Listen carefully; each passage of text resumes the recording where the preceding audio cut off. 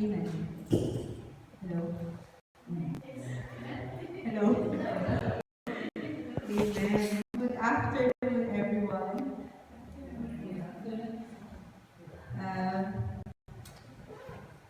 Today is a special day, and it's amazing to see many faces of women, mothers, and of course men. In the life of Moses, in the life of Moses before I start, there are three types of women.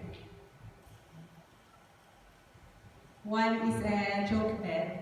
Jochebed is a biological mother. Three types of mothers in the life of Moses. One is Jochebed. She's the biological mother. And we have the Pharaoh's daughter. She does not have a name. She was not named in the Bible, but she is a mother who took on the role of a mother. A woman who took on the role of a mother to Moses. And the third mother. Do you know the third mother? Miriam, yes. Miriam, the sister, the older sister of Moses. She is a mother, stewarding mother. She was assigned to keep Moses safe while he was in the basket. So those three kinds of mothers, one, a woman, showing three kinds of mothers. So to all of you, no matter which type you are as a woman, Happy Mother's Day. Happy Mother's Day to everyone. So the title of our message is The Valiant Woman. The Valiant Woman. So when we look at a woman, a godly woman in the Bible, the passage that we would usually go to, and it's a common passage that we usually go to.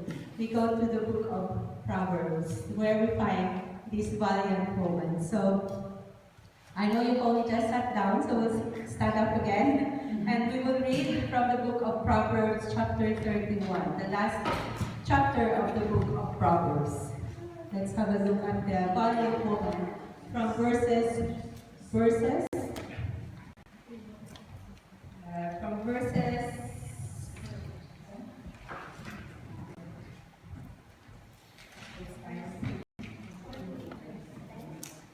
verses 10 to 31.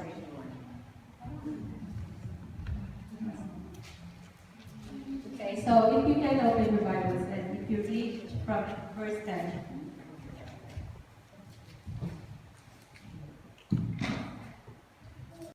Let us start. Okay. Amen. Verse 10. Who can find a virtuous wife? For her worth is far above peace. The heart of her husband safely trusts her, so he will have no lack of gain. She does me good and not evil all the days of her life. She seeks gold and flax, and willingly works with her hands. She is silent where her riches.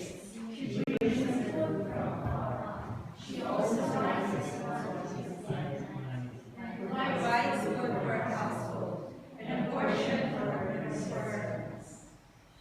She considers Israel and lies from her prophets and shines in her. She girds herself with strength and strengthens her arms.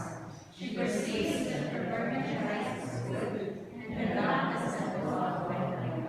She stretches out her hands to the staff, and her hands hold the sickle. She extends her hand to the poor, yes, she reaches out her hands to the needy. She is not afraid of snow for her household, for all her household is gold and scarlet. She makes a tree for herself, her clothing is fine linen and purple. Her husband knows no hates, when he seeks the help of the land.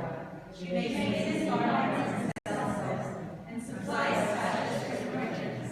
Strength and honor are her clothing. She shall rejoice in time to come. She opens her mouth with wisdom, and on her tongue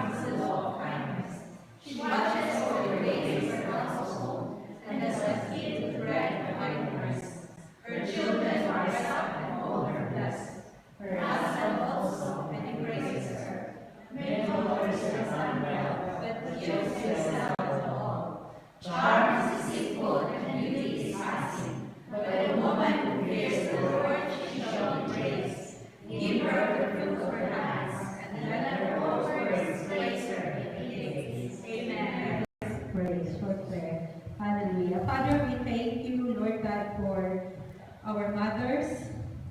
Thank you for these women who nurtured us and molded us to become the persons, the people that you want us to be. Thank you, Lord God, for all the mothers who are here, all the women, Lord God, who are mothering. Thank you, Lord God, for their lives. Thank you, Lord God, for the influence that they have. And Father, your message for this afternoon is for all of these mothers, these women. Help them, O Lord God, to understand your purpose upon them, O Lord God. And even for the men who are in their lives, O Lord God, that through this message they will be able to see, O Lord God, the purpose, their part, O Lord God, in helping to achieve the purpose of these women in their lives, Father.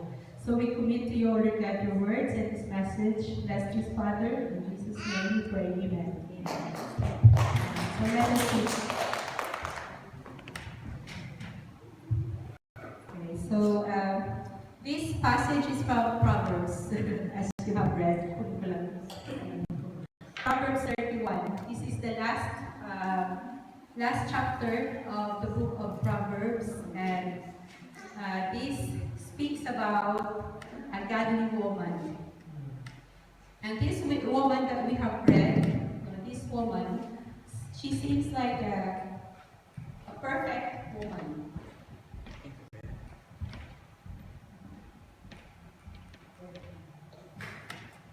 So I know for a fact, I don't know if you are like me, when I read Proverbs 31, it is a challenge to read this chapter, because this woman, the standard of this woman is high.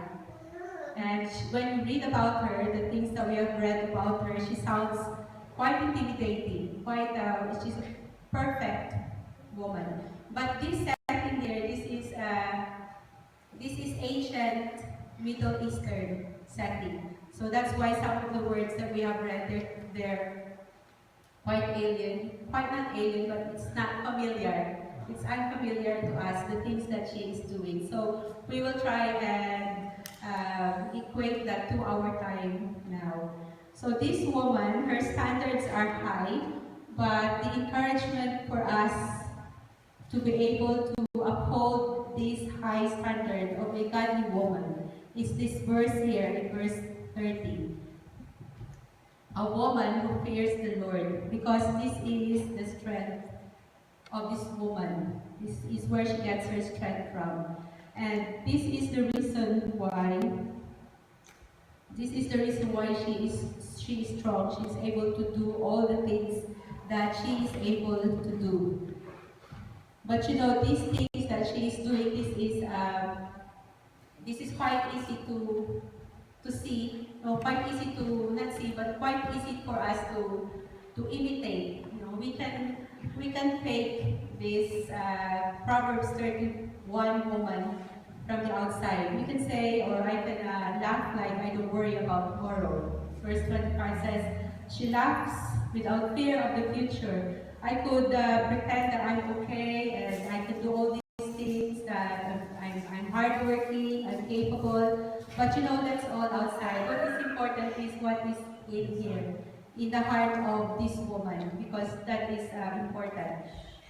Man, we usually look at the outside appearance, but the Bible says that the Lord looks at the heart. So this is what we are going to do. We are going to look at the heart of this woman, because the woman that is described here in Proverbs 31 is a woman whose heart is honoring God with her life. So that is the point. She fears the Lord, and because she fears the Lord, she is clothed in strength and dignity, and she can laugh without fear of the future. These words are written by a man. King Lemuel wrote these words, and these words were spoken to her by her mother. So these words are from a woman, a mother herself, and she is like setting a high standard for King Lemuel. So like we said, this is Middle Eastern setting, but is this woman that she exists in our age, in our time today. If we think about her in our head, if we picture her in our head for a minute, I don't think the minute will contain this woman. This woman that is what we call a valiant woman. So a valiant woman, she has many qualities. So we will look at 10 qualities of a valiant woman. So first of all, here in verse 10, it says, she is a woman of excellence. So first, number one pala, check na tayo lahat. We're all, we tick the box already. Just number one. So a woman of excellence. It says, who can find a woman, an excellent wife? Who can find her? For her worth is far above jewels, which is rare and she is valuable. But before I proceed, I would just like to say that I would like to do a disclaimer. Yeah. Okay. So there are no husbands that has been hurt by the preparation of this message. And I pray that there will be no husband will be hurt or man will be hurt after the delivery of this message. The women actually signed a waiver to say no husband will be hurt after this. An excellent wife. She is rare. It says here, she is far worth than rubies. And in verse 12 of Proverbs, chapter 12, verse 4, an excellent wife. This excellent wife is the crown of her husband. She is the crown of her husband. So husbands, you know that woman that you wake up beside you in the morning. Although she doesn't really look good first thing in the morning, when you look at her, that woman, she is your crown. She is your precious jewel. And like any precious jewel, I hope that you are looking after her like the precious jewel that she is. Okay, so that means let her win the argument. Because every argument that you lose, every argument that you win, you are losing the sparkle on that jewel. So, winning the argument is the least of your problems, okay? So that losing, actually, the argument works for you. It is in your best interest to lose the argument, okay? So, this excellent woman, amin naman ng amin si Melanie. So, this excellent, this virtuous woman, no, actually, there are so many translations that describe this excellent woman. She is virtuous, New King James Version. She is described as competent, CEB. Noble character, she is virtuous and she is capable. She is excellent. There are many translations of this woman. But this one word, this virtuous, comes from the Hebrew word. Next, please, please. From the Hebrew word chayil. This word chayil, it mostly pertains to men. This describes the strength of warrior men, mighty warriors. This is in the many times that it appears in the Old Testament. This word virtuous, it applies to fighting men. For example, if you go to 1 Chronicles, I haven't got them here, but if you go to 1 Chronicles chapter 7, verse 2, you will see there a list of names, and they are described mighty warriors. And the word that is used there for them are virtuous in Hebrew. But when you translate this word in English, and it is being used for a woman, and the only time that it was used for a woman in the Bible is when it was used to describe Ruth.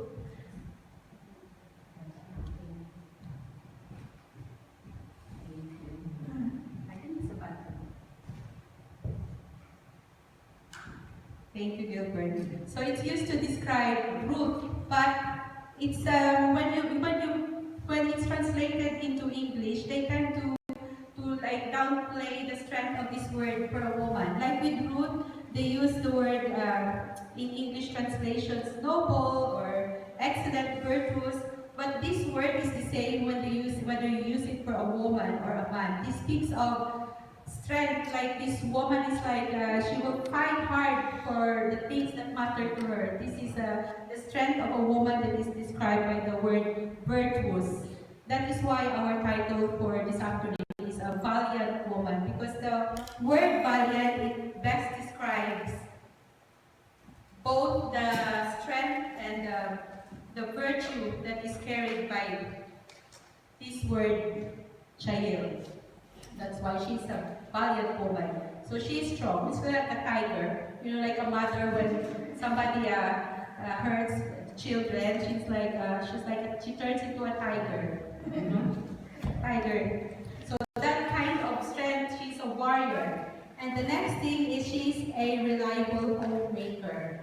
Verses 31, 11, 12, and 13. So the heart of her husband safely trusts her. He trusts her. It means that when he gives her debit card, he knows, he trusts her that he will keep that card safely in her hands and not do anything. That's what he wishes, and that's what he thinks. He safely trusts her. You know, in the Philippines, because of the economic status of the Philippines. When I was growing up in school, I had quite a few friends whose parents, their fathers are working outside of the country. They work abroad. Or sometimes, they work abroad because the economy dictates that if they stay at home in the Philippines, they would not be able to afford to send their children to a good school. So these parents, these fathers, they would go outside of the country. They're like engineers. They would go to the Middle East. They would work there, earn enough to send for the family.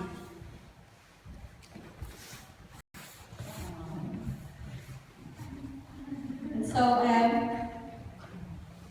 the father would go away, go abroad, or they work on the ship. Usually that's what they do. And that's some of my classmates in school, their fathers would be like that. So they work on the ship, like Archie, he worked in the ship before we were married. And so when they get paid, part of their salary, not all of their salary, it is sent to the wife back in the Philippines. They would only get a portion of their salary. So these men, they would trust that their wife would take care of their resources that is given to them. So he trusts her that he will not use it for gambling or mahjong or goes on a shopping spree or worse, or something worse like vices. So he safely trusts her.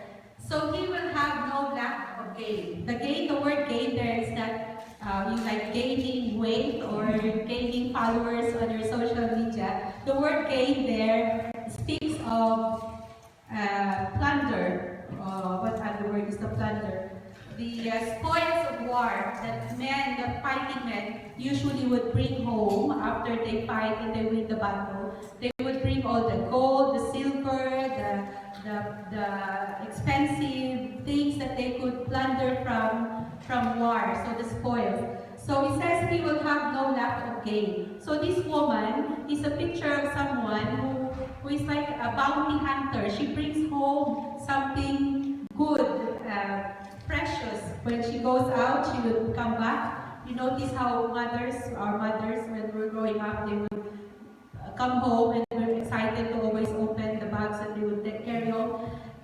She would bring home, and he trusts that he will lack things. He will not lack spoils, good things. Verse 12, she does him good and not harm all the days of her life. So she is not like this woman here in Proverbs chapter 12, verse 4. The woman who causes him shame is like rottenness in his bones. So this is described also in some translations. In some translations, it's described as a disgraceful woman. A disgraceful woman is like cancer to his bones. Or sometimes it says a woman who is like brings decay on his bones. So she is not that kind of woman. It says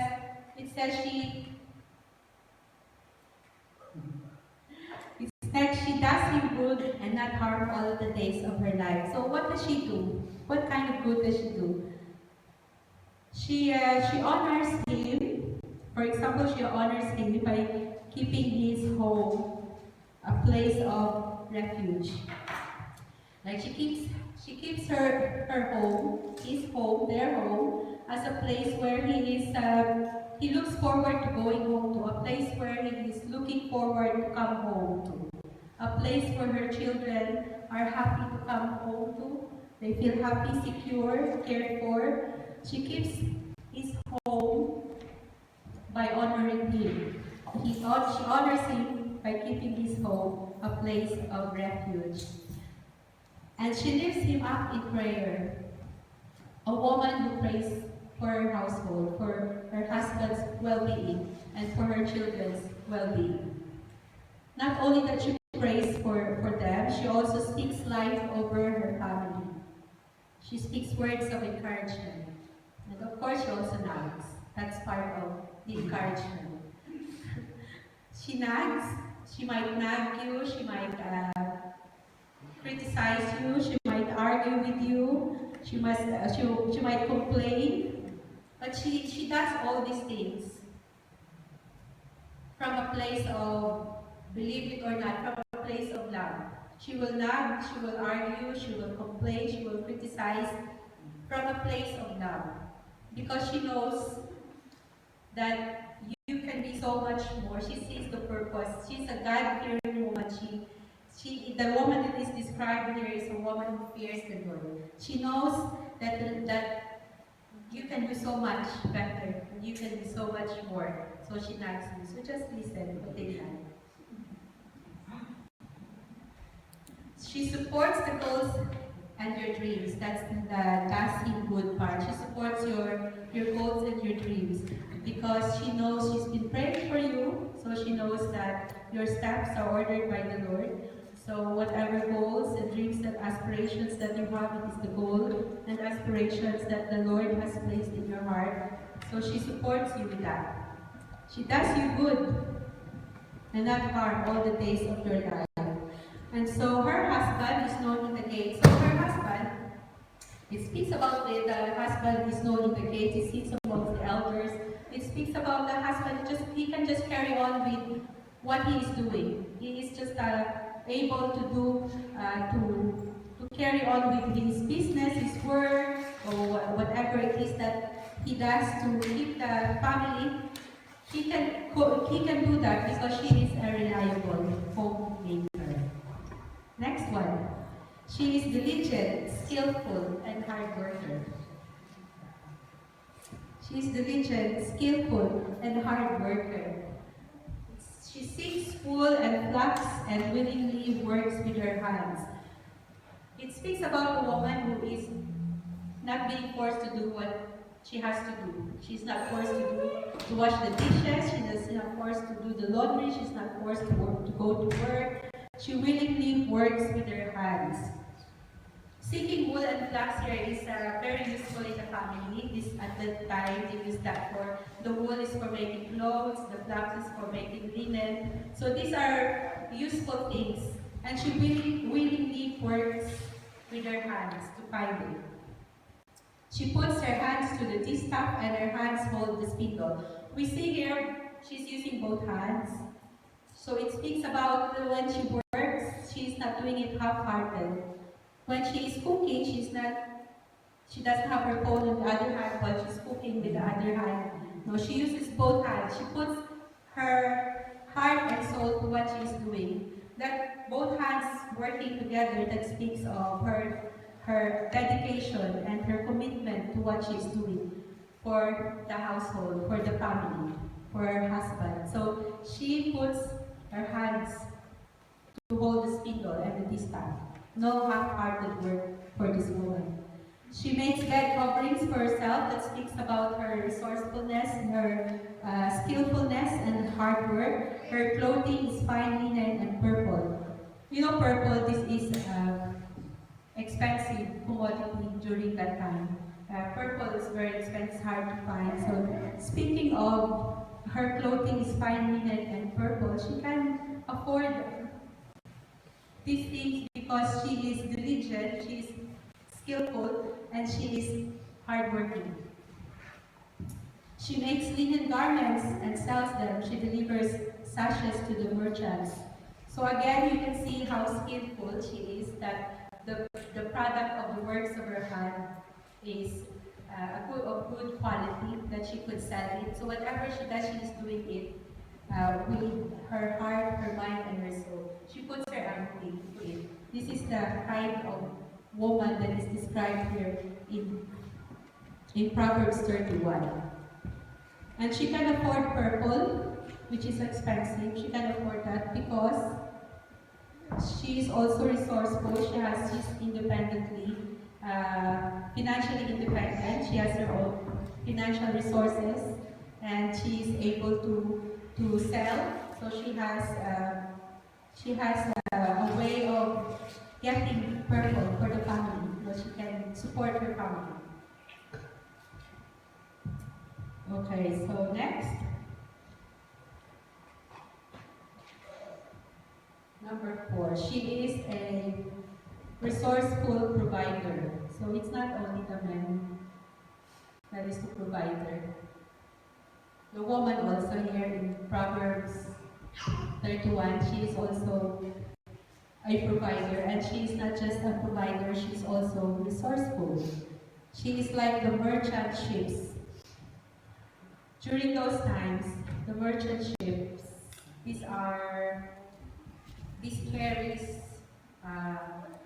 exotic things, from things that probably wherever the ship goes, if the ship brings things that are probably not been seen before by the people on that place. Merchant carries exotic things. She brings her food from afar. What does that say about this woman? It says she is a resourceful provider for her household. So maybe she's not someone who will just put. Maybe she is not someone who will just put a microwavable food in the microwave. Maybe in our time she will be that kind of woman. She doesn't just grab and go. So she thinks hard and she plans well for her family. She goes to great lengths to provide the best on the table for her household. So this woman, she commits to quality, not just convenience, not just this will do. No, she is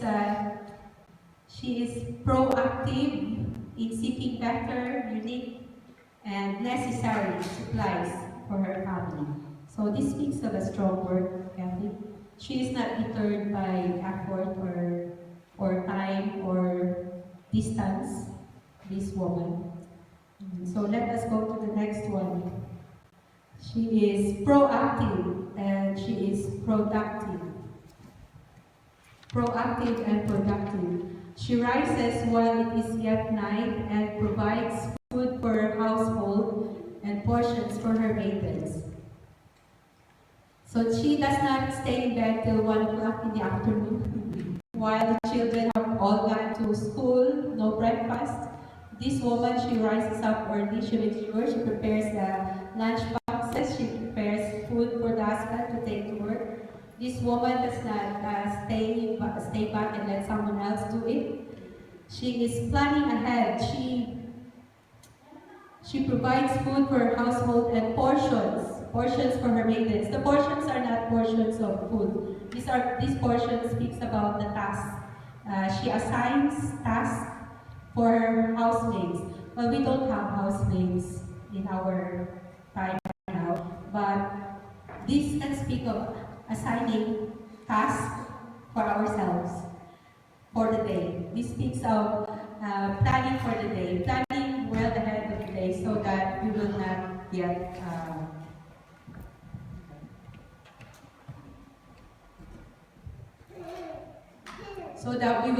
waste the time of our day. She is proactive in running her household. She does not put off for later what needs to be done. It's in who is what is that banana habit? That is very, very common for us. Sometimes we put off for tomorrow what we can do for today, but not this woman. She plans ahead for the day. She plans the day's tasks, she organizes, and she is a good steward of her time because she does not like it to go to waste. Can we relate to this woman so far? We relate. 17, she dresses herself with strength and makes her arms strong. So this does not speak about the woman who is pabaya sa sarili.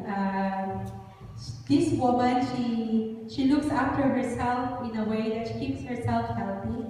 She eats healthy, and she exercises to make her arms strong. That's what it means. That verse means that she is not just proactive with the household, she also looks after her own health. So she eats healthy, maybe no pork chops for her, just a bowl of green salad. And she exercises, makes her arms strong. This is a woman that is a very high standard, let us remember. Verse 27, she looks well to the ways of her household, and she does not eat the bread of idleness. So this woman, we cannot see her being idle. She is not a lazy woman. Number 6, she is prudent. She is a prudent entrepreneur. She has a foresight. She considers a field and she buys it. Put the word there, considers. She is not an impulse. She does not make decisions out of impulse. She appraises, she investigates, she reflects, she plans. Does that apply to us, mothers, women? She appraises. So when you buy a shoe, a pair of shoe, for example, you appraise the shoe. What's appraising mean? It means weighing all your options. You appraise, you investigate. So you put the phone down, you put you put the shoes down, you take your phone out, you Google, you investigate. Is this good for my plantar fasciitis? Is it going to make my circulation go well when I'm in work? She reflects. These shoes, maybe if you give her a pen and paper, she would have like 20 pages of reflections on what the shoes will be like. And she plans, so she puts down the shoes. She plans to go to the next shop to have a look if there is a better one. And when she gets to the next shop, she does the whole thing again, the whole cycle again. She appraises, she investigates, she reflects, and she plans about the shoe. And then she plans again to go to the next shop until she plans to go home without the shoes. And then when she gets home, she cannot forget about the shoe. So she will appraise again. She will open the phone again and investigate again. What about the shoes? And then she will reflect again on many things before buying the shoes. And then she plans. She plans to go back to the original shop and buy the shoe eventually. So now you understand why a woman takes a long time when she goes shopping. That's what she does. She appraises, she investigates, she reflects, and she plans. So she considers. It says she considers a field. Of course, you know, if you have option, if you have the capacity, buy a field and buys it. For us, there's the shoes. With the fruit of her hands. So with the fruit of her hands, it means she has also a capacity. She has financial capabilities also. She works. With the fruit of her hands, she plants a vineyard. So does not mean that if we go over to where and buy a vineyard. But if you have the means, why not buy a vineyard? But she plants a vineyard. She plants ahead. You know, when you plant a vineyard, later on, that vineyard is going to produce something that is going to be useful for a lot of people. But this woman, she plants a vineyard. How do we plant a vineyard in our terms, in our time? Our parents, they sent us to school because to them that is planting a vineyard. Later on, they see us as producing. Out of that, sending to school for us to finish school, out of that is that is going to produce something that is going to benefit not just us, but the people around us. She plants a vineyard. Plant a vineyard, yes, if you have the capacity, we buy properties, because you work, you can buy a property, you take insurances, life insurance, left, right, center, you take insurance, life, pet, home, insurance, car insurance. What else? How do you plant a vineyard? For your children, you send them to school, you give them a good education, you push them to be the best of themselves, best versions of how God wants them to be. So that's planting a vineyard. She perceives that her merchandise is profitable, so she keeps her lamp. Her lamp does not go out at night. So she's not just entrepreneurial in her mind, but she's also, this speaks also, for me, this speaks of the spiritual, the profit that you get, no? The mother or the woman who prays for her family, her children, she sees that, oh, slowly my prayer is getting answered, it's working. So she keeps her lamp does not go out at night. It speaks of watchfulness and readiness, you know, before even things happen. She is already on her knees praying for it. And she sees that her prayers are being answered slowly, maybe it's not right away, but it is being answered. So she keeps her lamp burning through the night. Jesus speaks about this in the parable of the 10 virgins. Keep your lamp burning through the night. So keeping watch and being ready. She is not afraid of snow for her household. For her household are clothed in scarlet. Again, the word scarlet there speaks of her capabilities, capacity to provide for her family. She is ready when the season change, not just in the season, Christmas season, but you know, she realizes that it's not always harvest time for the family. That famine could come. So she is prepared for that to happen. She does not get caught off guard when something happens, when the washing machine breaks down. She's not caught off guard because she's got a little bit set aside for that she's ready when things like that happen. So she is not afraid. Number 7, she is compassionate and generous. She is compassionate and she is generous. Verse 20, she opens her hand to the poor and she reaches out her hands to the needy. You see the two things that she's doing here. She's opening her hand and she's reaching out. Opening her hand speaks of her hand. She's always ready. Whatever she has, she shares it to the poor. She is willing and she is ready. She is not selfish. She does not think twice of helping. Reaching out her hands to the needy. She doesn't need, she doesn't need to be asked. She just helps the needy. She reaches out her hands. It speaks of her willingness to help the needy. Number 8, she is strong, she is dignified, and she is unafraid. This is my favorite verse out of the Proverbs 31. She is clothed with strength and dignity, and she laughs without fear of the future. What does it say about the mothers and the women? You know, our economic climate at the moment, it's not looking good. No? The economy is not going great at the moment. Petrol is prices has gone up, and you know when that goes up, you know what's next. Everything will go up. You know? So us mothers, because we are the ones who like budget for the household, for us, the women of the household, for us, this doesn't look very well. This doesn't look very good. But for us mothers, this woman, even when these things happen, she does not lose hope. She is clothed with strength and dignity, and she laughs without fear of the future. So for us mothers, do not let these things get us down. No? I know times are hard, but don't let your sense of humor go. No, don't let the day go without your children or your husband hearing you laugh.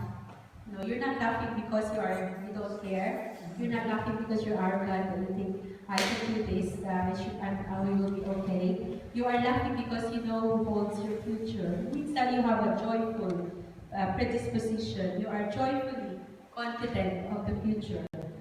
In Deuteronomy chapter 31, it says that it is the Lord who goes before you, and He will be with you. He will not leave you or forsake you. So He said, do not fear or be dismayed. You know, this is spoken by Moses to Joshua before he designated him to lead the people to their promised land. But this also can speak to us. This verse will also speak to us about our future. So this woman, she laughs without fear of the future because she knows, she is reassured who holds her future. Number 9, she is wise and she is kind. She opens her mouth with wisdom. Now, where does she get her wisdom from?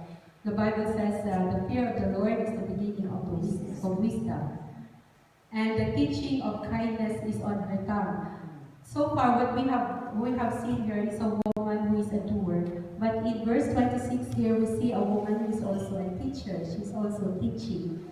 Kindness. Kindness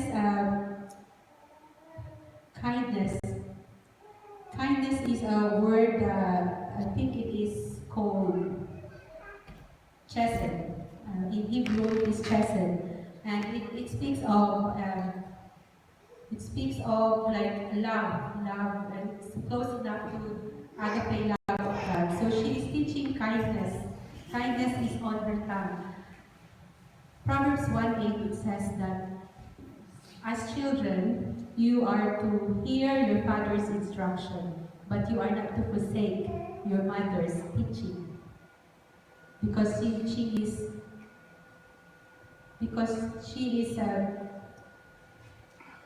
is teaching kindness. The word chesed is on her tongue. So she teaches the love of God to her children, to the people around her, because she knows that everything else that they will do flows out from that love that they have for the Lord. Her children rise up and call her blessed. And her husband also. And he praises her. So now what does the husband say to this woman? He says, many women have done excellently, but you surpass them all.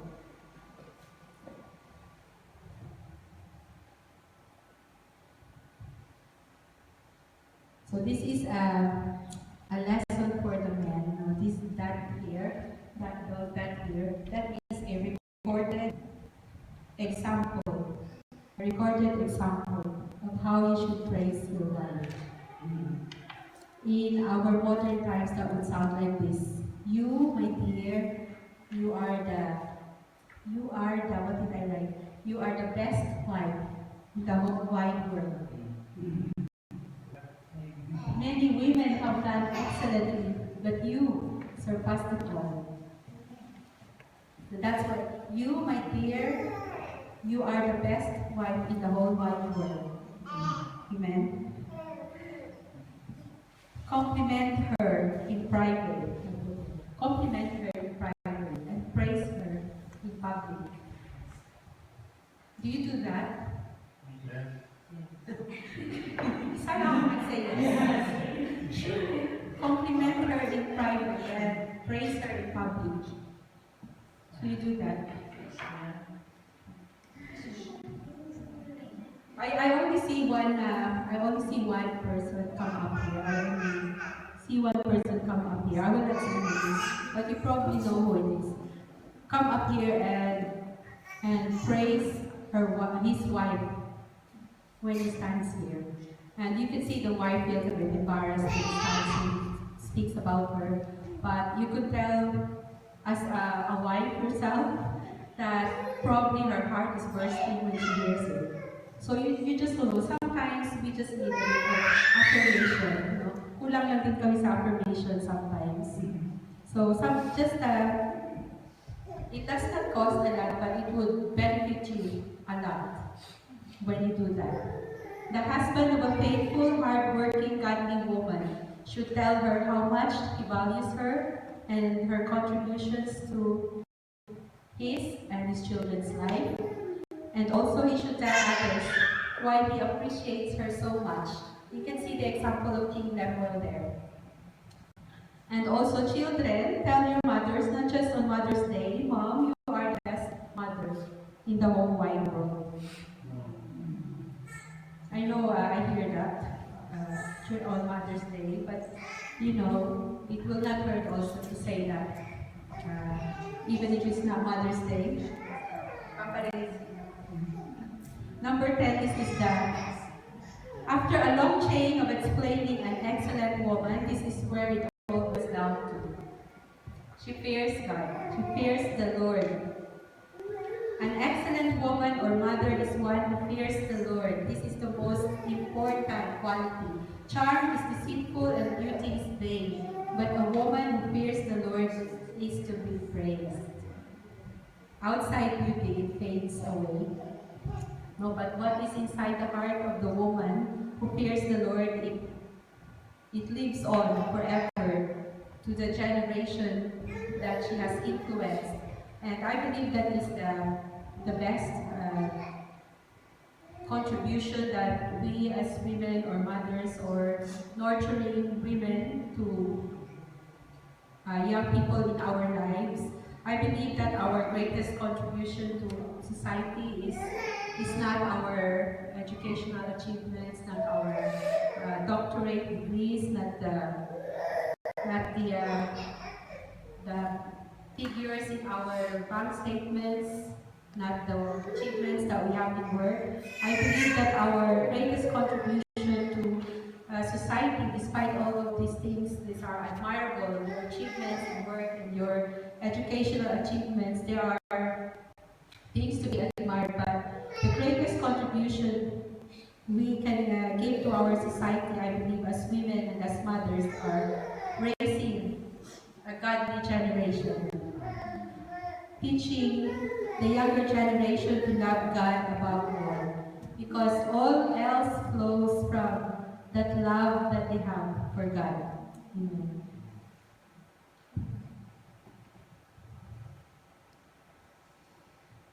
A woman who fears the Lord is to be praised.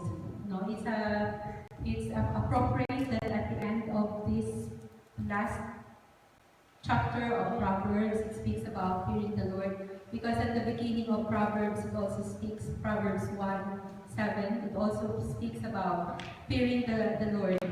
The fear of the Lord is the beginning of wisdom. For us ladies, charm is deceitful and beauty is vain. But let us be encouraged with what Peter says here in 1 Peter chapter 3, verses 3 to 4. Peter says, don't be concerned about the outward beauty of fancy hairstyles. course, it's good if we look after ourselves. The woman in Proverbs 31, she looks after herself. Or the outward beauty of fancy hairstyles. Expensive jewelry or beautiful clothes. We are not to be concerned about these things. But you should clothe yourself instead with the beauty that comes from within, because this beauty is unfading, a gentle and quiet spirit, and this is precious to God. So women, this is our encouragement for today. After all that litania about this Proverbs 31 woman, this is our encouragement. The end of that is to fear God, because a woman who fears the Lord, she shall be praised. Amen. Amen. So let us pray. Father, thank you for our message, for the women this afternoon. Thank you, Lord God, for encouraging us, Lord God, to not just be women doers, but also women who fears you. Thank you, Lord God, for your message, for each and every one who are here. And we pray, Lord God, that you will continue to remind us this, that we are women, mother with purpose for those around us, Lord God, for the things that you have given to us, Lord God, entrusted unto our hands. Father, we thank you for you are with us. That your word says that we are not doing this work as mothers, as women, to influence our young generations, that we are not doing this by ourselves, Lord God. So teach us, Father, teach our hearts to fear you above all, to love you above all with all of our heart, our mind, our soul, and all of us, oh Lord God, all of our being, Father, to be able to accomplish your purpose to us as mothers. Thank you, Father, in Jesus' name, pray. Amen.